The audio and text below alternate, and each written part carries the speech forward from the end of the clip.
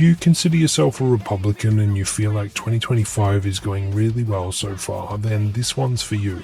I wouldn't have voted Republican in 2024, but I want to talk to you without fighting, without arguing. I see you, I hear you, I value you, and I'm not here to tell you that you're wrong. In fact, there are some conservative policies that I've supported in the past. I'm not going to tell you that everything I say today is right. In fact, I embrace the fact that I'm wrong sometimes. I don't know everything. My only goal today is to ask you to hear me out and start questioning everything. But not just what I say, question the sources you trust the most. Because as a society, it feels like we've lost the ability to think critically, and we've replaced it with aligning ourselves with a group narrative and labeling those who don't agree with us as sheep. Supporters of both the left and right of politics believe that they're the ones that are fighting back against the man. But who is the man? I'm not going to tell you who I think it is. I want you to think, and I mean really think for yourself. What do you see? What do you really feel? What directly affects your day-to-day? Think of all the big headlines coming into the 2024 election that influence your vote. Are they affecting your day-to-day life? Now, I want to point out that I'm not a Democrat. You can tell by my accent I'm not an American. But don't make the mistake of thinking that American politics don't concern me. I've lost thousands of dollars from my retirement fund over the past month. It concerns me. But I don't have a set political party. I don't support the team. Well, support the team. I do, however, have values which influence my voting habits, and these values don't change to fit a red or a blue narrative. I'm lucky to have developed strong critical thinking skills, and I'm also very mindful of how cognitive dissonance can cloud my judgment. And if you want to know how easily you can become a victim of cognitive dissonance, think of all the times we were told to blame Biden for the price of eggs. But then we couldn't realistically expect Trump to bring down the cost of eggs on day one as he promised. What about how Trump didn't end the war in Ukraine within 24 hours, even though he said he could end it before even taking office? But as a candidate, you said you would have this war settled in 24 hours. Well, I was being a little bit sarcastic when I said that. Because Biden must be held accountable for every single thing that happened during his presidency, including the COVID response and global inflation. But Trump needs patience because he can't control the rising prices. And now that the economy is in the toilet, it's because Trump inherited Biden's terrible economy. Don't like any of these? I've got a really simple one for you. What about Chris Brown?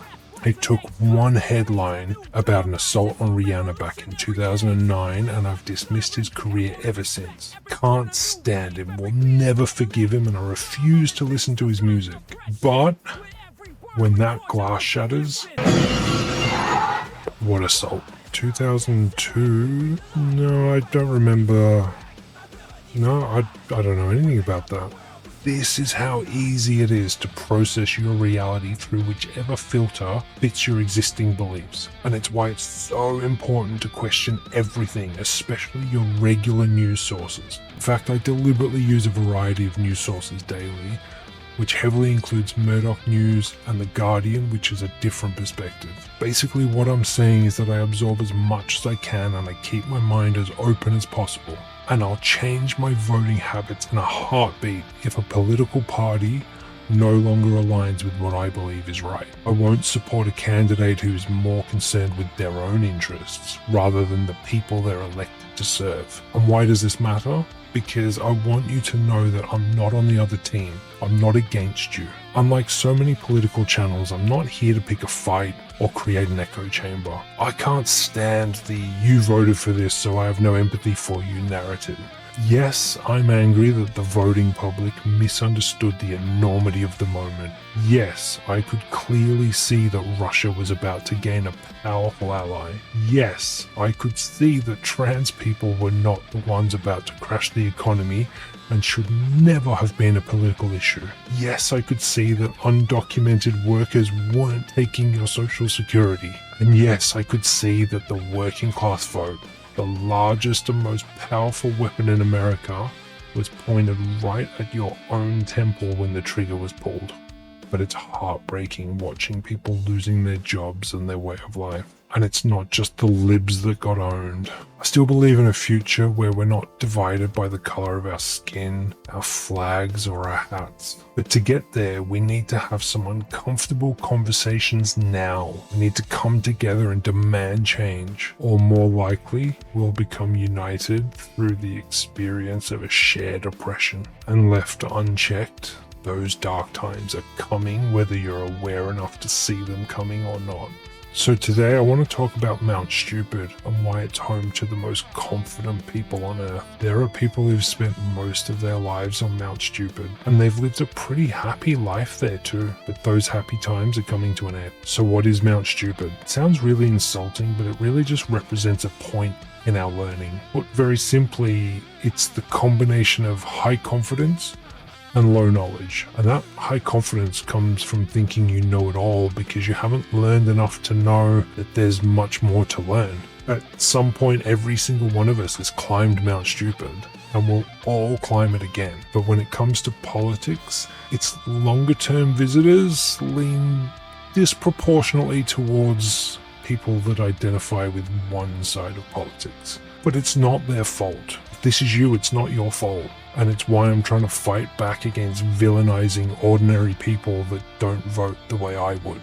There are entire media ecosystems designed to keep you perched right up there at the summit of Mount Stupid. And for the sake of this video, we're going to completely ignore disinformation and misinformation. Because yes, it is possible to learn a lot about a fabricated story. So we're going to focus on only truth and ignore the existence of false narratives, which I know is going to be an impossibility because no one is going to accept that their belief system is a false narrative and freely admit that they're on Mount Stupid. I'm going to get pushback. Ironically, you should want to admit that you're on Mount Stupid because those with the insight to question whether they could be wrong have a much higher chance of being right. So if you've already decided that you disagree with me, please just humor me and imagine for a moment that I'm right and you've been misled. So you're fed just enough to believe that you know everything, and you're told that anyone that disagrees with you is wrong. You're given a catchy rhetoric and a deep sense of belonging. You're led to believe that science shouldn't be trusted. Your media sources breed confirmation bias and they remove any desire for you to question your beliefs. You've been programmed to think that your news is fair and balanced, but all other sources are fake. You've been made to feel safe. You've been made to feel part of the in-group. And let's face it, you can see there are quite a few out-groups whose rights are being taken away, but that's okay because you've been conditioned to see them as society's problems. Because you're an us, and they're a them. If you can't already see the red flags of authoritarianism and 1930s Germany, I'm here to spell it out for you. You're an us right now, but if you're not the one making the decisions, then you're not guaranteed to stay an us. You're one unexpected decision away from being a them.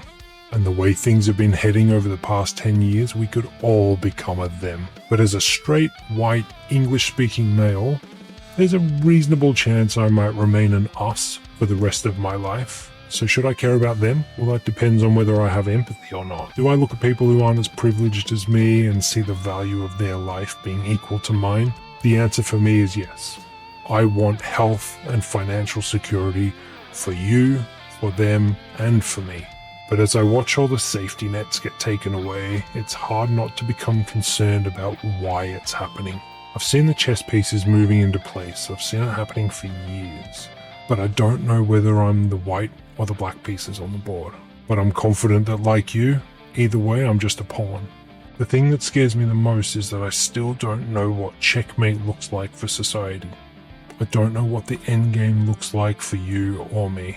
That's because I spend most of my time all the way down here in the Valley of Despair. Yes, I've climbed down from Mount Stupid, but down here, I know enough to know that I really don't know much at all. You may have heard of the Dunning-Kruger Effect. If you haven't, it's very similar to the Mount Stupid example, but it's a proper academic study of people's false sense of their abilities and performance. We all like to think that we're at least average, but probably better than average. And it's all the other idiots that make up the low test scores and the low IQs. It's not us. But if you don't know much about a subject, then you're blissfully ignorant to your shortcomings. I know more about drones than anybody. Nobody knows much more about technology. Nobody in the history of this country has ever known so much about infrastructure as Donald. I know more about ISIS than the generals do, believe me. But at the same time, you're supremely confident. And these are the people that are so easily found and manipulated by comedians at political rallies.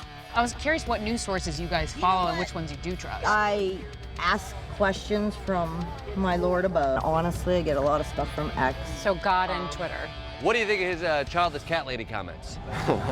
I know some childless cat ladies. Do you have any children? I don't. No, I don't. How old are you? I'm 42. You're a childless 42-year-old man. Should you have less of a say? I mean, I'm a veteran. I was, What if it was the childless woman was a veteran? what I'm trying to get at is, I mean, you got me here thinking. Let's make it super simple. Take mathematics, for example. You go to school as a kid and you learn 2 + 2 = 4. Well, that's it. You know mathematics. You have all the confidence in the world. Confidence is high. Repeat, confidence is high. Until you get asked how many times 8 goes into 36. You were feeling so smart when you didn't know there was more to it, that there were higher numbers, more complicated equations, and decimal places. So now you're aware that there's so much more to learn. Welcome to the Valley of Despair. This is where I live, and it freaking sucks down here. No one ever believes you, and it's really hard to get involved in meaningful discussions without sounding dumb, because when you're in the valley, even you don't believe yourself.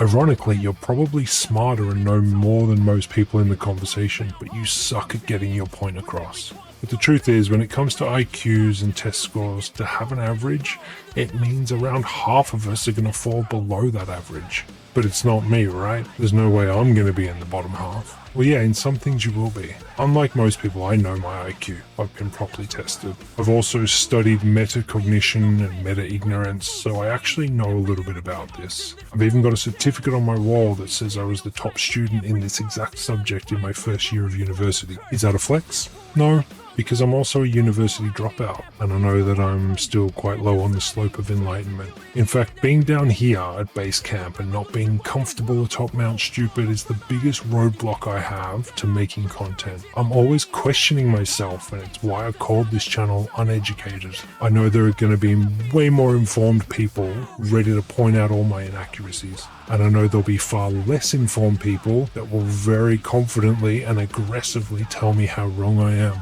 And I welcome this feedback. I encourage you to give me whatever feedback you want, but put some logic into it and give me some counterpoints. We should always want to be questioned. If our ignorance and our egos could just get out of the way, maybe we'd be way more open to being wrong and have more discussions. Instead of fighting and yelling at each other, we could actually learn from each other. We could understand one another, maybe even accept one another. And if that happened, if we weren't always letting ourselves get divided into us and them, well, maybe we'd have some serious power to make change. So I'm asking you to be open-minded, question your sources, challenge your beliefs. Because if you won't, you're choosing to stay on Mount Stupid. And then it does become your fault.